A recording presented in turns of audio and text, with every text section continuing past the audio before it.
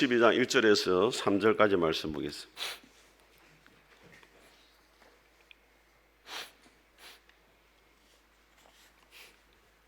367페이지 한 절씩 교독하겠습니다. 이러므로 우리에게 구름같이 둘러싼 허다한 증인들이 있으니 모든 무거운 것과 얽매이기 쉬운 죄를 벗어버리고 인내로서 우리 앞에 당한 경주를 하며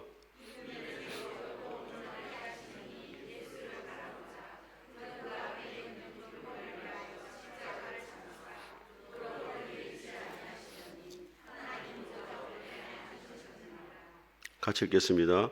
너희가 피곤하여 낙심하지 않기 위하여 죄인들이 이같이 자기에게 거역한 일을 참으신 일을 생각하라. 아멘. 자, 오늘 이 본문의 말씀을 가지고 믿음의 경주를 완주하려면 이런 제목으로 하나님 말씀을 선포하겠습니다. 우리 앞뒤 좌우 인사하겠습니다. 잘 오셨습니다. 은혜 받으시기 바랍니다. 네, 명절 잘 보내고 계십니까? 하나님 우리 아버지와 주 예수 그리스도의 은혜와 평강이 여러분 가운데 함께 할 수 있기를 주의 이름으로 축복합니다. 지금 아시안 게임이 이제 한참 진행 중인데 이 아시안 게임이나 올림픽의 꽃을 마라톤이라 이야기를 합니다. 그리고 마라톤을 이야기할 때 인생은 마라톤과 같다 그렇게 이야기를 합니다. 우리나라에 마라톤 하면 가장 먼저 생각나는 선수가 누굽니까, 여러분? 송기정. 요즘에 들어서 이제 이봉주 선수를 많이 생각합니다. 이봉주 선수가 42.195km를 44번을 도전해가지고 41번을 완주를 했습니다.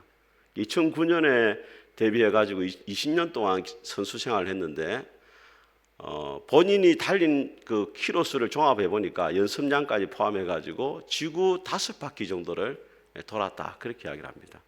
선수 시절에 인터뷰를 많이 했는데 기자들이 묻습니다. 마라톤과 인생이 가장 비슷한 점이 뭐냐 그렇게 물어보니까 젊은 시절에 잘 대답을 못했는데 그가 이렇게 이야기를 했다고 합니다. 마라토너는 1등, 3등이 결정돼도 레이스를 멈추지 않습니다. 모든 것이 결정되고 몸은 천근만근이 되고 이제는 아무도 관심을 갖지 않는 순간이 와도 끝까지 달립니다. 순위와 관계없이 모두가 자신만의 마라톤을 완성해야 합니다.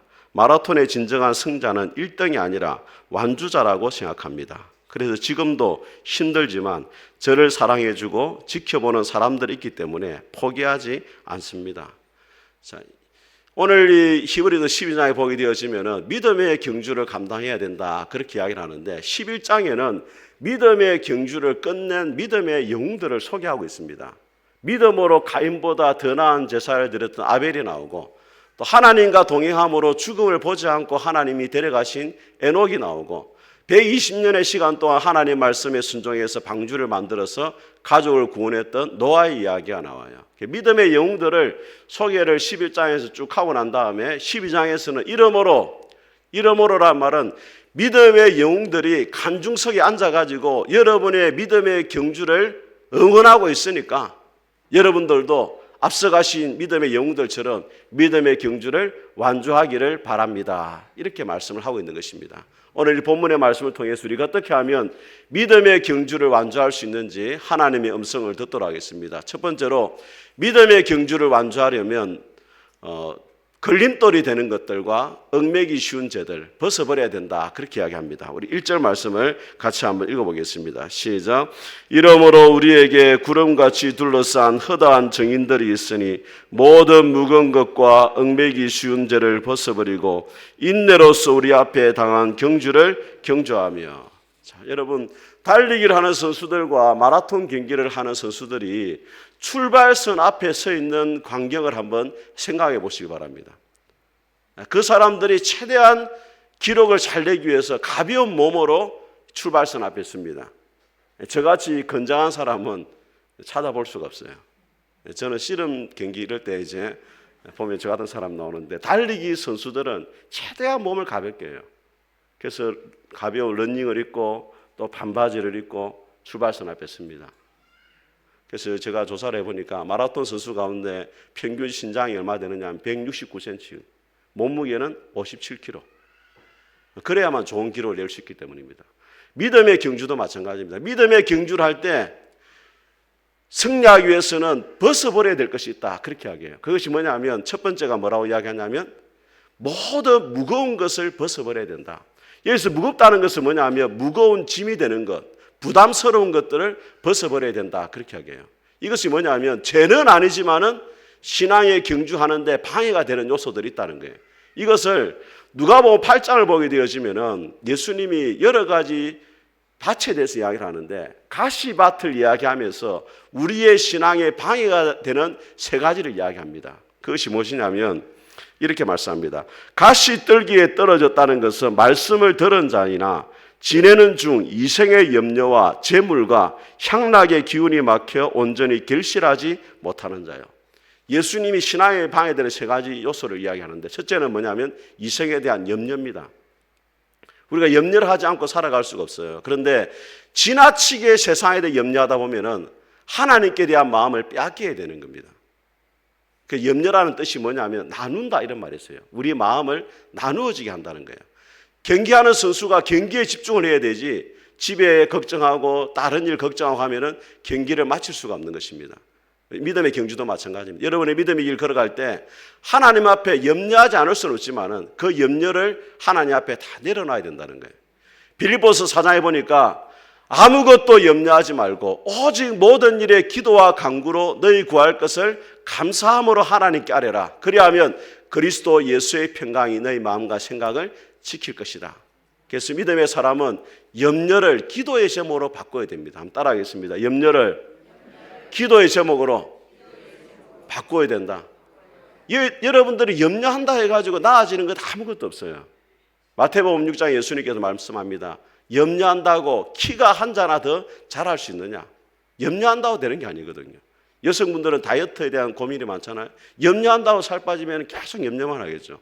염려하는 것이 아무런 도움이 되지 않습니다. 저는 여러분들이 염려를 기도로 바꿀 수 있기를 주의 이름으로 축복합니다. 두 번째는 뭐냐면 재물입니다. 예수님께서 마태복음 6장에 말씀하기를 한 사람이 두 주인을 섬기지 못하노니 하나님과 재물을 겸하여 섬길 수가 없다. 그렇게 이야기해요. 재물은 땅에 소망을 두고 살아가라고 말하고 하나님은 하늘에 소망을 두고 살아가라고 말하고 요구하는 것이 다르기 때문에 재물을 따라가다 보면은 하나님 앞에 바르게 살아갈 수가 없는 거예요.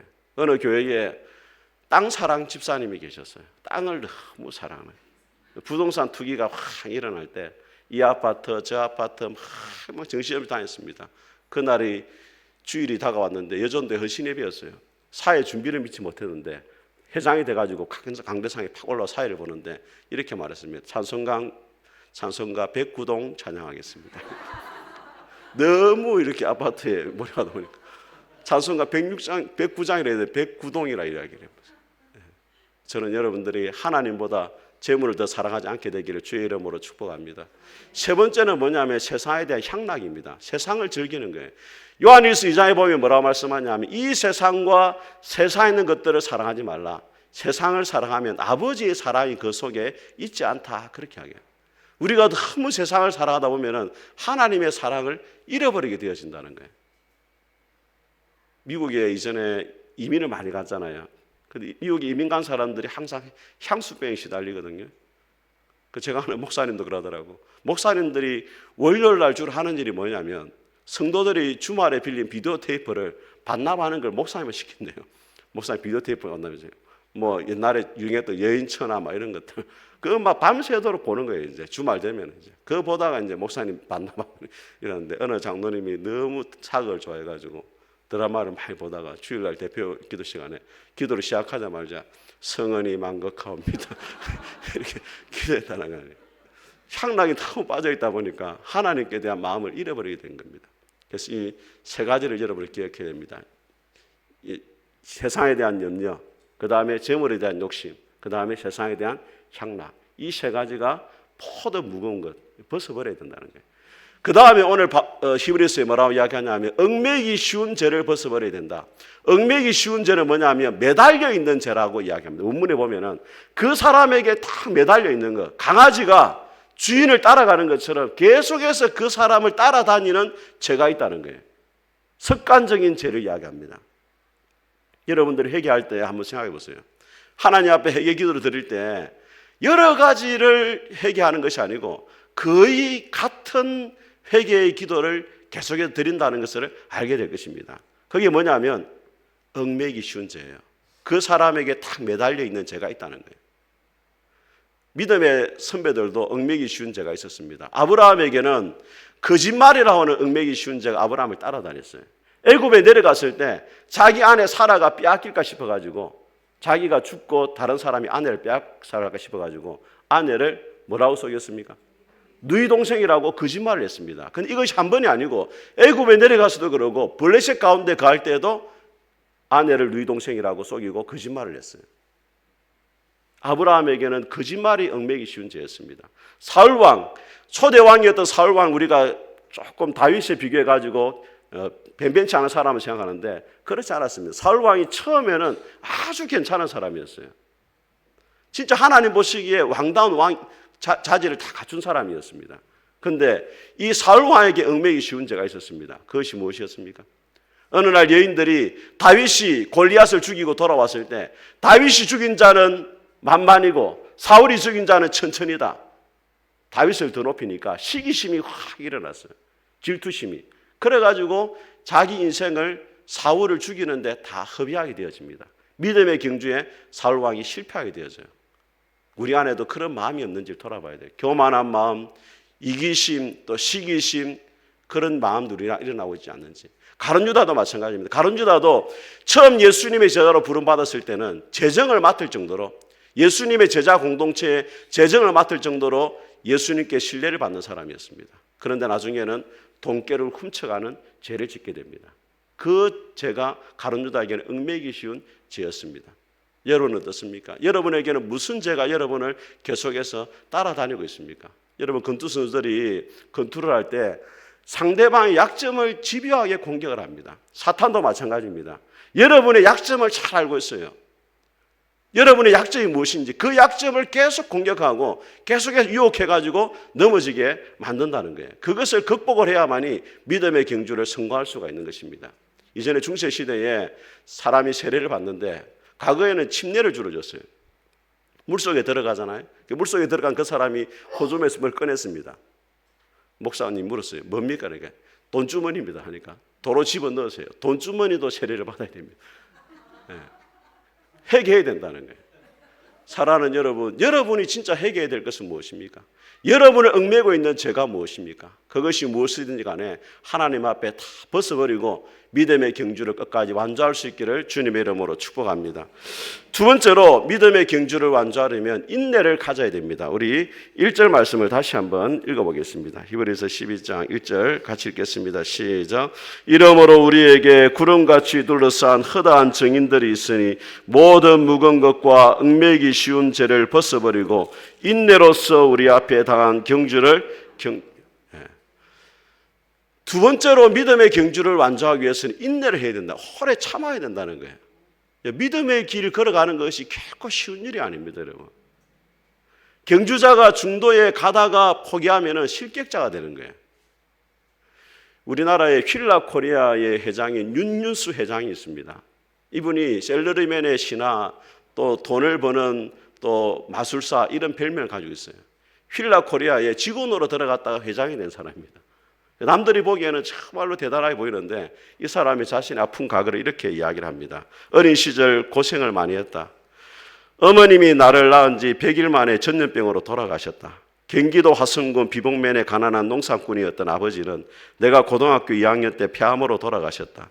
눈을 감기 전에 엄마 없이 자란 자식, 내가 장가러 가는 것도 보아야 하는데 제발 살려달라 예원하셨다. 그 모습에 충격받고 의사가 되려 서울의대에 도전했다. 3번 낙방했다.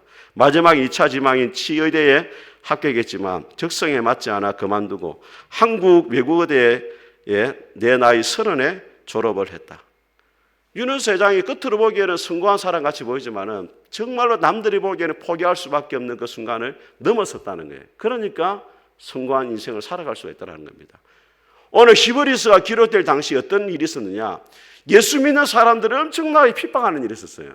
재산을 다 몰수를 당하고 심지어 순교하는 각오까지 해야 됐습니다.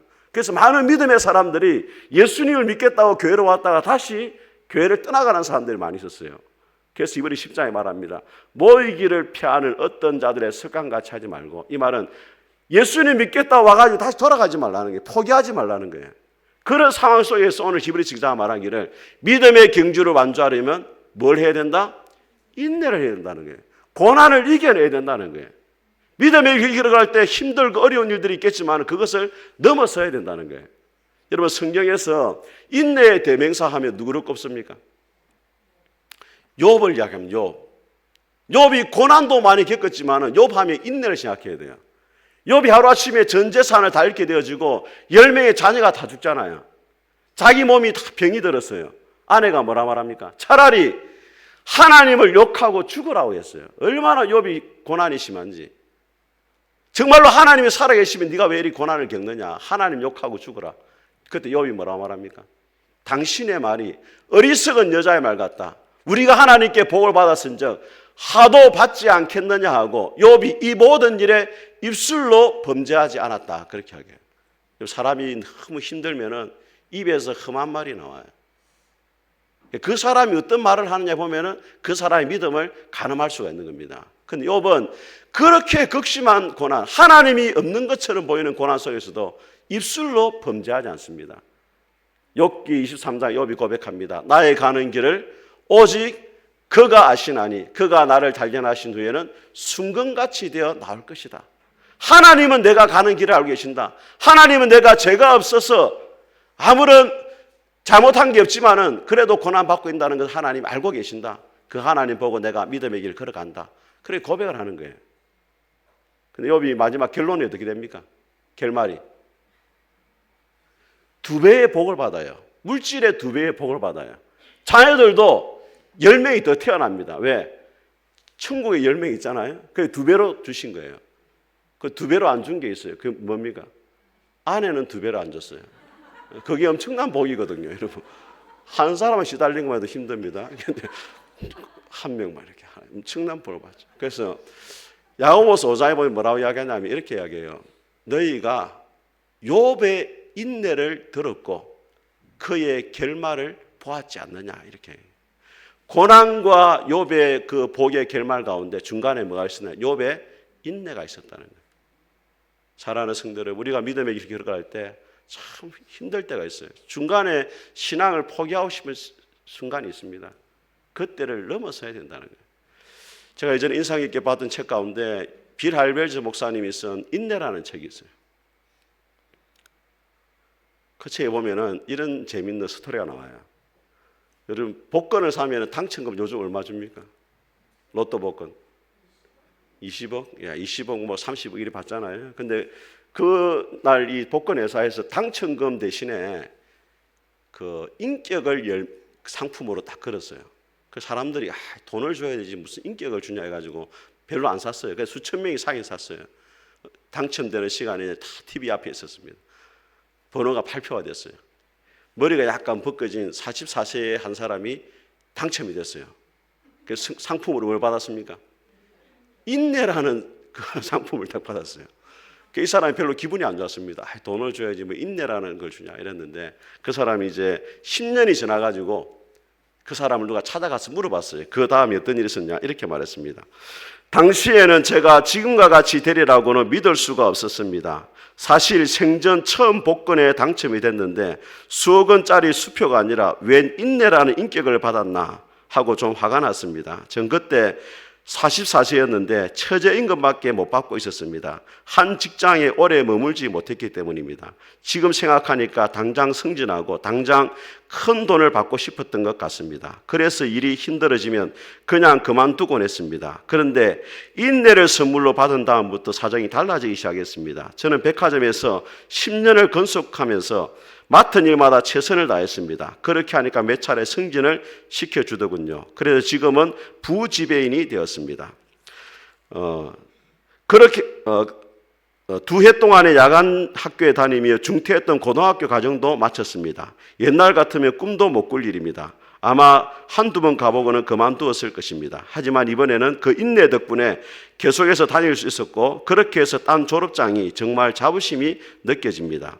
또 제가 복권에 당첨될 무렵 가정이 파경 직전에 있었습니다. 그런데 그때에도 인내력을 발휘해서 그 뒤로는 아내와 잘 지내고 있습니다. 지금은 영적으로도 활기찬 신앙생활을 하고 있습니다. 평생 처음으로 뿌듯함을 느낍니다. 이게 다 인내 덕분입니다. 지금 생각해보면 수억짜리 수표를 받았더라면 마음에 안 드는 일이 있으며 무엇이든지 계속 중도에 그만두었을 것입니다. 그랬더라면 아마 제 자존심이나 어쩌면 제 인생마저 끝장났을지 모릅니다. 그런데 인내라는 것 때문에 전 성공할 수가 있었고 행복한 사람이 되었습니다. 빌 할베제 목사님 인내를 어떻게 정의하냐면 이렇게 정의하면 따라해 보겠습니다. 인내란 포기의 순간을 넘어서는 것이다. 포기할 수밖에 없는 그 순간을 넘어선다는 거예요.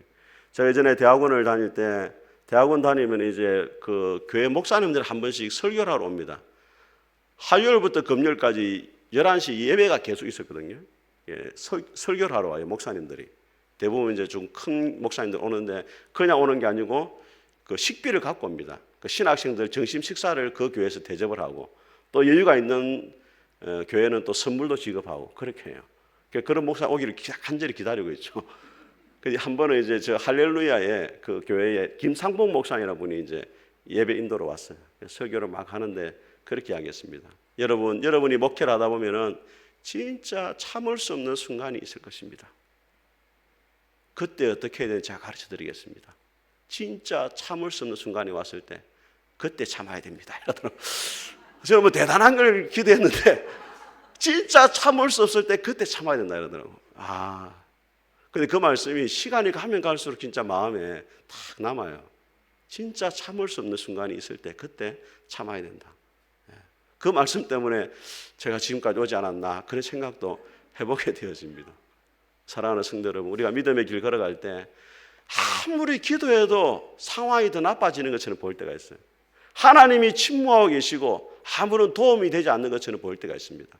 하나님 믿는 것이 도리어 나에게 화가 되는 것이 아니냐 이런 생각이 들 때가 있어요. 그 순간을 넘어서게 되어지면은 욥이 마지막에 복을 받았던 것처럼 하나님께 반드시 여러분 인생에 복을 주시고 선한 길로 인도하실 줄 믿습니다. 그 인내를 가지고 믿음의 경주를 끝까지 완주할 수 있기를 주님의 이름으로 축복합니다. 세 번째로 믿음의 경주를 완주하려면 예수님을 바라봐야 됩니다. 2절을 같이 한번 읽어보겠습니다. 시작. 믿음의 주요 또 온전하게 하신 이인 예수를 바라보자. 그는 그 앞에 있는 기쁨을 위하여 십자가를 참으사 부끄러움을 개의치 아니하시더니 하나님 보좌 우편에 앉으셨느니라. 자, 여러분 이전에 미국에서 이 애틀란타의 단축 마라톤의 경기가 열렸는데 그 재미있는 기사를 제가 봤어요. 에티오피아 선수가 결승 지점 150m를 앞두고 잘못된 경로로 가가지고 순위에 들지를 못했어요. 우승으로 1등으로 달리다가 150m 앞에 다른 데로 가버렸어요. 알고 보니까 달리다가 시계를 봤는데 시계를 보고 눈을 딱 떴는데 오토바이가 지나가는 거예요. 보통 보면은 이 마라톤 경기 오토바이가 안내를 해주잖아요. 그 오토바이가 그 오토바이냐 따라갔어요. 그래서 한참 가보니까 다른 길로 간 거라. 그래가지고 150m 남겨두고 자기가 이제 잘못돼 버렸어요. 경로 이탈해 버렸어요. 믿음의 경주를 완주하려면 목표를 잘 바라봐야 돼요. 오늘 성경이 뭐라고 이야기합니까? 예수를 바라봐야 된다. 예수님 우리의 목표가 된다는 거예요. 신앙의 목표는 예수님을 알아가고 예수님을 닮아가고 예수님처럼 살아가는 것이 신앙의 목표가 되어야 된다는 거예요. 간혹 성도들이 사람을 바라볼 때가 있습니다. 여러분 목사를 바라보지 마세요. 신앙의 목표 지점을 장로나 근사를 바라보지 마세요. 언젠가는 그들 때문에 낙심하게 되고 실망할 때가 있다는 거예요. 또 성도들 가운데 자기보다 못한 사람을 바라봅니다. 내가 저 사람보다는 그래도 신앙생활 잘하고 있다. 그런 나태함 생각 때문에 믿음의 경주 가운데 실패하게 되는 거예요. 오늘 말씀은 이야기합니다. 믿음의 주가 되시고 온전하게 하시는 우리의 믿음을 시작해 하셨고 그 믿음의 경주를 완성하게 하실 예수님을 바라보자. 예수님이 어떻게 믿음의 경주를 완주했습니까? 그 앞에 있는 즐거움을 위해서 부끄러움을 개의치 아니했다 이렇게 말해요. 여러분, 예수님 십자가에 돌아가실 때 우리는 고난만 생각하잖아요. 그 오늘 히브리서 뭐라 말하냐? 부끄러움을 이겨냈다는 거예요. 십자가를 지실 때 여러분, 그 학자들에 하면은 몸에 아무것도 걸치지를 못했다 이렇게 이야기해요. 십자가에 죽을 때 만화의 왕이시고 창조주신 예수님이 인간의 몸을 입고 오신 것만으로도 수치스러운 일인데 십자가에서 벌거벗김을 당해가지고 죄인처럼 죽어갔다는 거예요. 그 부끄러움을 이겨냈다는 거예요. 왜 이겨냈습니까? 그 앞에 있는 즐거움을 위해서 저와 여러분들이 죄에서 구원받고 하나님의 자녀가 되는 그 한 가지 목표를 바라보고 예수님이 부끄러움을 이겨냈다는 거예요. 그 예수님을 바라보고 믿음의 길 걸어갈 때 때로는 억울한 일을 당하고 때로는 누명을 쓰고 오해를 받는다 하는 순간이 있다 할지라도 예수님을 바라보고 믿음의 경주를 완주하라는 거예요. 저는 여러분들이 예수님만 바라볼 수 있기를 주의 이름으로 축복합니다. 우리나라의 믿음의 선배들이 훌륭한 분들이 많지만은 손양원 목사님이 아주 훌륭한 분입니다. 제가 이전에 휴가를 맞아서 여수 애양원에 그 목사님 그 기념관도 가보고 한 2번 정도 가본 것 같아요. 그래가지고 그 뭐 손양원 목사님 만화책도 있어가 애들 사주고 이렇게 했는데 손양원 목사님 1902년도 경남 함안에서 태어났습니다. 1938년에 평양신학교를 졸업을 했어요. 근데 이제 사역지를 여수에 있는 그 애양원이 뭐냐면 그 한센병 환자들 모여 있는 곳이거든요. 거기서 사역을 했습니다. 그 가게 된 이유를 알아보니까 대학원 2학년 때 거기 부흥 집회를 인도했대요. 거기에 계기가 돼가지고 그 여수 애양원으로 간 거예요. 애양원이 지금은 이제 약이 좋아가지고 겉으로 드러나지 않잖아요. 그 전에는 이제 피고름이 몸에서 흘러내리고 얼굴이 일그러지고 손가락이 다 떨어져 나가고 코도 떨어져 나가고 흉측한 거예요. 그래서 1호실부터 14호실까지 그 병원에 방이 쭉 있었는데 1호실부터 예를 들어서 뭐 15호실까지는 조금 괜찮은 사람들, 10호실부터 13호실까지는 이제 조금 이제 중한 사람들, 14호실은 진짜 심각한 사람들 있는 거예요. 그냥 바닥에 피고름이 흘러내리는. 간호사들도 신문지를 2장 정도 깔고 들어갔대요. 전염될까 무서워가지고. 근데 손양원 목사님은 그냥 들어가가지고 맨손으로 그 피고름을 다 치웠대요. 그리고 이 환자들 고름까지도 다 이렇게 빨아내고 입으로 빨아내고. 그래서 손양원 목사님의 별명이 뭐냐면 사랑의 원자탄이거든요. 일제시대에 그 일을 했다가 사랑의 원자탄. 근데 손양원 목사님이 그 별명을 가지게 된 또 다른 이유는 여수 사건 때, 그 여순 사건 때 이제 공산주의를 추종하는 자익 세력들이 그 우국 청년들을 죽인 때가 있었어요. 그 목사님의 2 아들 동인이하고 동신이가 24살, 19살이었는데 그 이재선이라고 하는 그 친구를 비롯한 이 자익 세력들이 그 애들을 2을 죽였어요. 죽창으로. 근데 그때 손양원 목사님이 그 이재선 나중에 이제 진압을 당하고 이제 재판에 넘어가서 사형당할 위기에 처했는데 그 탄원을 해가지고 자기 양자로 삼아요. 그래서 사랑의 원자탄에 불리거든요. 근데 그 손동이라고 그 여동생이 있었습니다. 목사님의 딸. 목사님의 딸이 진짜 괴로워했습니다. 2 오빠를 죽인 원수잖아요. 목사님은 믿음이 있어가지고 양자로 원수를 데려왔지만은 그 사람을 바라보는 그 동이의 마음이 어떻겠어요? 그래서 손양원 목사님이 동이한테 이렇게 이야기를 했다는 겁니다. 저 영혼 불쌍해서 어쩌나 내 아들들은 죽어서 천국에 갔지만 앉아서는 죽으면 지옥에 갈 텐데 저 영혼 불쌍해서 어쩌나 그를 살려야 한다. 그를 용서해야 한다. 그를 사랑해야 한다. 동이야, 내 말 잘 들어봐라. 내가 무엇 때문에 5년 동안이나 너희들을 고생시키면서 감옥 생활을 견뎌냈겠니? 자, 5년 동안 감옥에 간 것은 진사참배에 반대했습니다. 우상 숭배하지 말라는 그 계명에 반대해가지고 5년 동안 간 겁니다. 우상 숭배하지 말라고 하는 하나님의 계명을 지키기 위함이 아니겠느냐. 제1, 2계명과 함께 원수를 사랑하라는 말씀도 똑같은 하나님의 명령인데 내 어찌 이 명령은 순종하지 않는단 말이냐. 원수를 사랑하라는 명령에 순종하지 않는다면 과거의 5년간 감옥에 살이한 것이 모두 헛수고요. 너희를 고생시킨 것도 헛고생시킨 꼴이 되고 만다. 그러니 동이야, 가만히 생각해 보아라. 그를 죽여서 우리에게 무슨 이득이 되겠느냐. 동이야, 용서만 가지고는 안 된다. 원수를 사랑하라 했으니 사랑하기 위해서 아들을 삼으려는 것이다. 손양원 목사님이 신사참배의 반대가 5년간 감옥에 갔습니다. 그 무슨 계명을 지키기 위해서라고요? 하나님 외에는 다른 신을 섬기지 말라는 1계명과 우상 숭배하지 말라는 2계명을 지키고 갔다는 거예요. 그런데 하나님은 또 뭐라 말씀했냐면 원수도 사랑하라고 하나님 명령했는데 이 1, 2계명을 지키면서 원수 사랑하는 계명을 지키지 않으면 앞에 계명 지킨 것이 헛수고가 된다는 거예요.